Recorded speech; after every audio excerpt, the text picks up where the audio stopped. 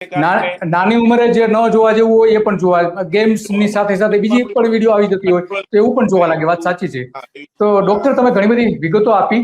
અને અચ્છા, તમારા સંપર્કમાં આ પ્રકારના કોઈ બાળકો એવા આયા છે ખરા? આમ તો તમારો એ વ્યવસાય નથી, પણ માનો કે તમારા કોઈ નજીકના ફ્રેન્ડ સર્કલ, તમારા કોઈ એવા કોઈ બાળકો કે જે આની હેબિટ પડી ગઈ હોય અને એની ખરાબ અસર થઈ હોય? એટલે વ્યક્તિગત તમે કહો એવા કોઈ કિસ્સા નથી આવ્યા, પણ એનાથી અપોઝિટ હું તમને કહું કે મારા પોતાના ફેમિલીમાં જ મારા બ્રધર જે અમદાવાદ છે, એના સન એનેસ્થેટિસ્ટ અને એના વાઈફ પણ એનેસ્થેટિસ્ટ છે. એ લોકો એટલા બધા અત્યારથી એલર્ટ છે કે એના બંને ટોડલર્સ છે. એક છે મને લાગે 6.5 વર્ષની દીકરી, એક 4 વર્ષની. પણ 6.5-7 વર્ષની દીકરી આપણે ત્યાં મોટે ભાગે 4-5 વર્ષના છોકરાઓ મોબાઈલ લઈને જોયા કરતા હોય ને બધા ગીતો સાંભળ્યા કરતા હોય, મ્યુઝિક સાંભળ્યા કરતા હોય.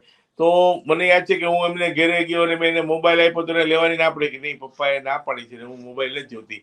અને પછી મારા કઝિને મને કીધું કે અમે સાહેબ અત્યારથી એવી ટેવ પાડી છે કે એને મોબાઈલ આપતા જ નથી. એને મોબાઈલ જોવાની પોતાને એટલું સમજાયું છે કે હવે તમે મોબાઈલ આપશો તો બી નહીં લે. તો એ લોકો એટલા બધા અત્યારથી એલર્ટ છે, જેને કારણે અત્યારથી બાળકને મોબાઈલનું અનનેસેસરી એક્સપોઝર ન મળે. તો મેં કીધું આવો ઇન્સિડન્ટ મારા ધ્યાનમાં છે, પણ ટૂંકમાં આપણે બધા જાગૃત થવું પડશે, વાલીઓએ જાગૃત થવું પડશે. હા, યસ.